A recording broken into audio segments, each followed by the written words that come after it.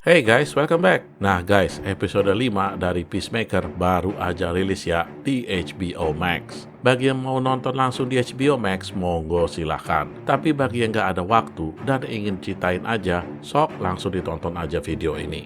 Baiklah guys, tanpa berlama-lama di intro, gua langsung bahas aja episode 5 dari Peacemaker ini ya. Tapi sebelum gua mulai, yang belum subscribe, monggo di subscribe. Yang udah, makasih ya. di awal episode, kita lanjutin nih dengan kesedihan Peacemaker di akhir episode 4. Dia tampak frustasi sama dirinya yang gak dianggap sama orang-orang. Untung aja ada Igli yang mencoba menghiburnya. Di adegan lain, si Adi Bayo didatangi oleh pacarnya, tapi dia buru-buru pergi kerja dan gak sempat ngobrol.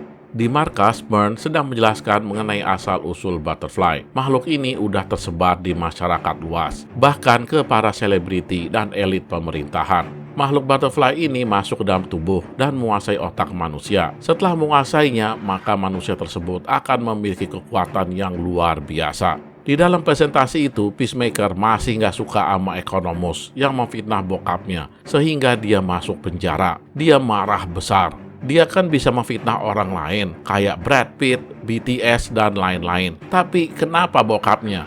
Economus hanya bilang dia nggak kepikiran. Parah. Mern pun melerai dan menyuruh mereka untuk investigasi ke tempat yang dicurigai adalah pabrik pembuatan cairan yang dimakan oleh butterfly.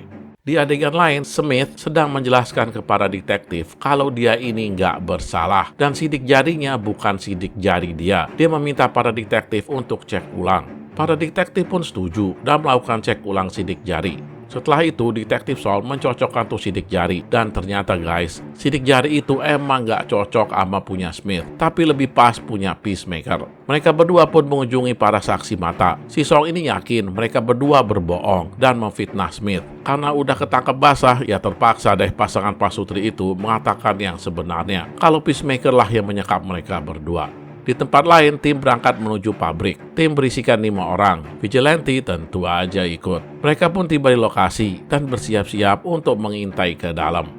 Vigilante ingin bawa gergaji listrik, tapi dilarang sama Harcourt. Di dalam, Peacemaker mengaktifkan X-ray vision di helmnya dan langsung menghabisi para pegawai pabrik tanpa peringatan. Dia pun menjelaskan ke Adi Bayo kalau dengan X-ray vision ini, dia bisa melihat makhluk itu di kepala mereka. Jadi mereka ini bukan lagi manusia. Peacemaker pun terus menghabisi mereka satu demi satu. Harcourt dan Vigilante juga masuk ke dalam dan menemukan cairan-cairan tersebut. Berarti pabrik ini dapat dipastikan kalau ini merupakan pabrik milik Butterfly. Mereka berdua pun menyaksikan proses pembuatan tuh cairan. Selagi di sana, Harcourt kepergok. Para Butterfly mengejar mereka berdua. Karena kalah banyak dan kalah kuat, mereka bersembunyi di belakang pintu besi. Mereka berdua kira udah aman. Ternyata ada makhluk lain di sana guys. Peacemaker pun tiba di lokasi untuk membantu Harcourt. Dia melempar sebuah bom aneh, yaitu kepala rudal yang diberi granat. Dia pun melemparkannya ke kerumunan Butterfly. Ya udah jelas ya guys, ledakannya luar biasa. Rudal gitu loh. Setelah itu mereka masuk ke dalam ruangan. Ternyata di sana ada gorila besar. Tuh gorila juga merupakan Butterfly, jadi udah pasti kekuatannya super. Mereka semua kewalahan melawannya. Untung aja datang Economus dengan gergaji listrik. Dia menghabisi tuh gorila jejadian. Karena misi sukses, mereka langsung pulang sambil bernyanyi-nyanyi kegirangan. Mern yang gak ikut mereka menemui seorang bernama Casper. Dia meminta bantuan tuh teman dengan sebuah masalah. Setelah itu guys, kita kembali ke kantor polisi. Detektif Song melihat Smith yang gak jadi dikeluarin dari tahanan. Dia pun melapor ke kapten polisi, tapi sang kapten udah diganti oleh orang lain yang ternyata adalah Casper. Si Casper nyamar jadi kapten dan menyuruh Song untuk istirahat karena forensik udah membuktikan kalau Smith lah pelakunya. Song gak terima dan pergi. Dia pergi menemui seorang hakim untuk meminta surat penggeledahan. Tuh hakim ternyata merupakan paman Song ya guys. Di tempat lain, tim balik ke markas. Dan Mern menyambut mereka dan mengatakan kerjaan belum selesai. Tapi dia menyuruh tim untuk pulang dan istirahat malam ini. Peacemaker diantar oleh Adi Bayo pulang. Setelah sampai rumah, Peacemaker ngajak Adi Bayo masuk ke rumahnya dan merayakan kemenangan.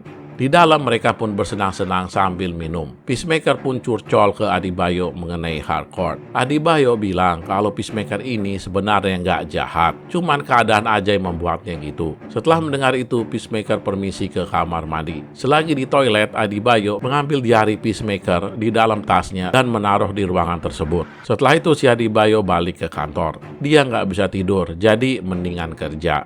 Di kantor dia bertemu Mern dan melihat helm Peacemaker. Iseng-iseng dia memakai tuh helm dan mengaktifkan X-ray vision. Kaget juga dia melihat kecanggihan tuh helm. Tapi guys, tanpa sadar dia melihat Mern yang ternyata adalah Butterfly. Dia mau kabur tapi nggak bisa. Bahaya nasib dia ini. Ya begitu deh guys, akhir cerita dari episode 5 ini. Mern udah kepergok jadi Butterfly. Nasib Adebayo nggak tahu gimana. Jadi harus nonton episode 6 ya untuk mengetahui kelanjutan ceritanya. Dan tentu aja di Filosofi Film ya. Dan dukung kami dengan klik subscribe, like, and share. Thank you for watching and see you on my next video. Jangan lupa tonton video kita yang lain ya guys. Dan jangan lupa klik subscribe. See you.